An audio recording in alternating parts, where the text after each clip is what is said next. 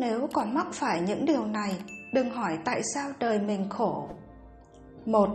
Sống vì chồng. Cái dạy đầu tiên mà phụ nữ tự chuốc vào thân là sống hết lòng vì chồng.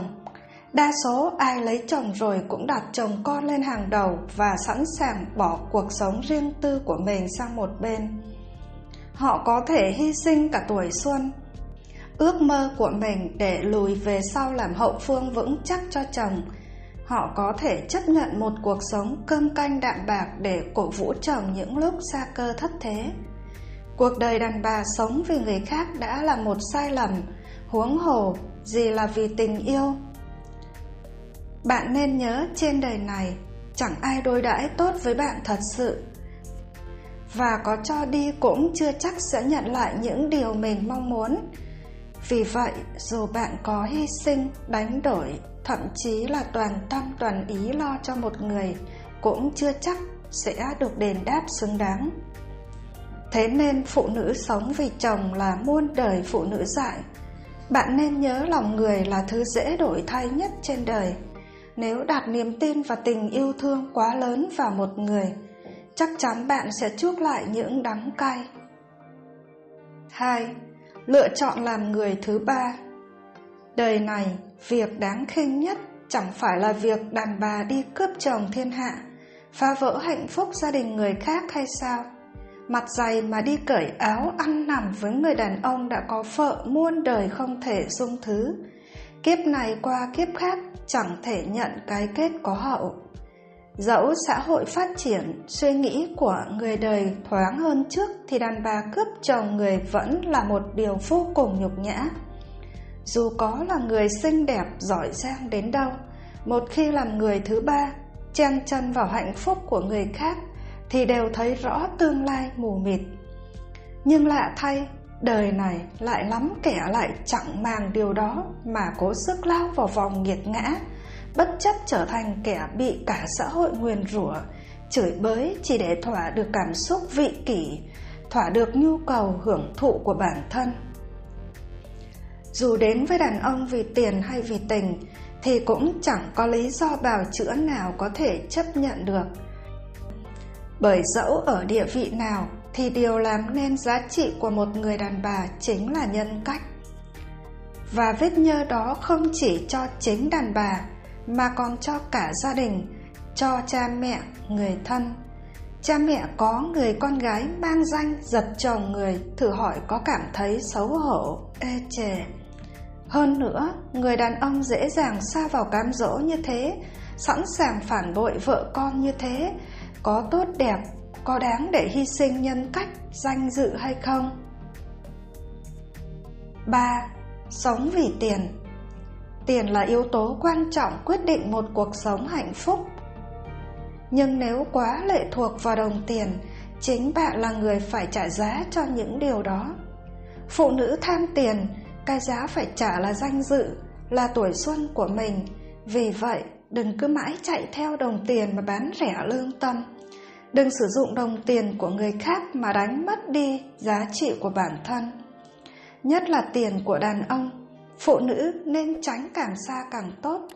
Cuộc đời này không ai cho không ai thứ gì.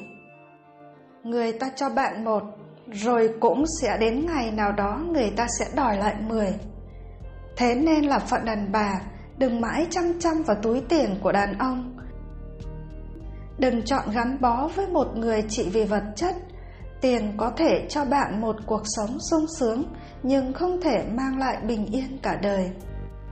Là phụ nữ, tuyệt đối phải nhớ không được phạm vào 3 điều dại dột này, kẻo sau này sẽ chẳng thể sống an yên hưởng phúc. Đã là phụ nữ, dù là khờ dại hay khôn ngoan, nhất định không được phạm phải những sai lầm này, kẻo chuốc khổ vào người, cả đời oán than. Trên đời này, người phụ nữ đê hèn đáng khinh nhất chính là đi phá vỡ hạnh phúc của một người phụ nữ khác. Cùng là phụ nữ với nhau, cùng đều có những mưu cầu hạnh phúc, nhưng một người lại nỡ làm tổn thương người kia để bản thân cảm thấy hạnh phúc, sung sướng. Là phụ nữ tuyệt đối phải nhớ không được phạm phải 3 điều dại dột này, kẻo sau này chẳng thể sống an yên hưởng phúc. Nếu cứ mãi miết hy sinh, một mình vun đắp thì tổ ấm ấy sẽ chẳng thể mang lại cho người phụ nữ hạnh phúc. Nếu không muốn ôm lấy đắng cay, uất hận, hãy thay đổi quan điểm sống kẻo muộn. Câu chuyện: đến rước con gái trễ, tôi lặng người khi nghe con hỏi: mẹ có thể mua cho con một người bố không? Tôi chẳng sợ gì cả, là mẹ đơn thân một mình nuôi con thì sao chứ? Lời gièm pha thì thế nào? Không có tiền, để con đói con khổ mới là điều tôi sợ nhất. Tôi từng tin mình có đủ khả năng để bảo bọc, yêu thương con. Tôi là mẹ đơn thân, một mình nuôi con gái nhỏ. Tôi từng yêu đương, cũng từng nghĩ đến chuyện kết hôn. Tôi và người đàn ông đó có hoàn cảnh gia đình không giống nhau. Anh sinh ra trong nhà giàu có công việc với thu nhập cao. Ngài biết tôi có thai trước khi cưới, gia đình anh rất coi thường tôi. Dù chúng tôi đã đính hôn rồi, mẹ anh vẫn nói những lời cay nghiệt. Đúng là hạng con gái bẫy con trai người ta có bầu rồi ép cưới. Cũng không biết từ nhỏ có được dạy dỗ cẩn thận không mà như thế. Mẹ người yêu quá đáng đã đành, nhưng anh chưa một lần đứng ra bảo vệ tôi. Dù tôi đang mang trong mình giọt máu của anh, không thể chịu được thêm những lời xúc phạm ngày một cay độc từ mẹ của người yêu, tôi quyết định hủy hôn. Mẹ anh nhìn tôi cười khinh bỉ, còn nói tôi là cóc ghẻ mà đòi làm thiên nga. Có ngày sống khổ sở thì sẽ hối tiếc vì hủy hôn. Tôi không quay đầu nhìn lại, một bước đi thẳng. Sau ngày đó, người yêu nhiều lần đến tìm nhưng tôi không gặp. Ngày tôi sinh con, anh lén đưa cho tôi 50 triệu, nhưng mẹ tôi dứt khoát không nhận. Tôi cho con gái theo họ của mình, không để ai trong gia đình chồng được nhìn thấy mặt con. Từ ngày có con, tôi không ngại khổ cực kiếm tiền. Tôi muốn cố gắng cho con có cuộc sống đầy đủ nhất có thể. Tôi chẳng sợ gì cả, một mình nuôi con thì sao chứ? Lời gièm pha thì thế nào? Không có tiền, để con đói con khổ mới là điều tôi sợ nhất. Tôi từng tin mình có đủ khả năng để bảo bọc, yêu thương con. Một hôm đến rước con trễ hơn thường ngày. Từ xa tôi đã thấy con đứng đợi. Vừa nhìn thấy tôi đến, con đã cười vui vẻ chạy ra. Con nói thèm ăn kem cây của xe đẩy kế bên đường. Tôi liền dừng xe lại mua cho con. Người bán đang làm cho hai khách đến trước là người cha đang chở đứa trẻ cũng chạc tuổi con gái tôi. Tôi nhìn thấy con gái mình cứ nhìn theo hai cha con đó. Thấy ông bố cầm kem cho con ăn trìu mến, thấy họ quấn quýt vui vẻ với nhau. Sau khi hai người đó đã đi xa, bỗng tôi nghe con gái vô tư hỏi: mẹ có thể mua cho con một người bố không? Một người bố có mắc không hả mẹ? Sao ai cũng có mà con thì không? Nghe con gái tôi hỏi thế, người bán kem cũng ngạc nhiên nhìn chúng tôi.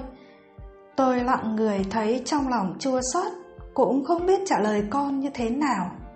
Tôi đành bế con lên, hôn con rồi nói: mẹ rất thương con. Bà ngoại, ông ngoại, các dì trong nhà cũng rất thương con. Con tôi nghe vậy thì đã cười. Trẻ con chính là như vậy, dễ quên mà cũng chẳng biết gì. Nhưng tôi biết sau này khi con càng lớn thì tôi càng không thể giấu con được nữa. Sự thật là không có bố ở bên.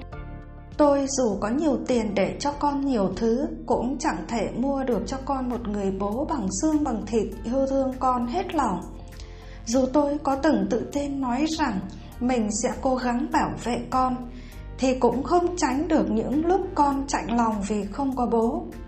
Liệu tôi có nên tìm cho con một người bố hay không?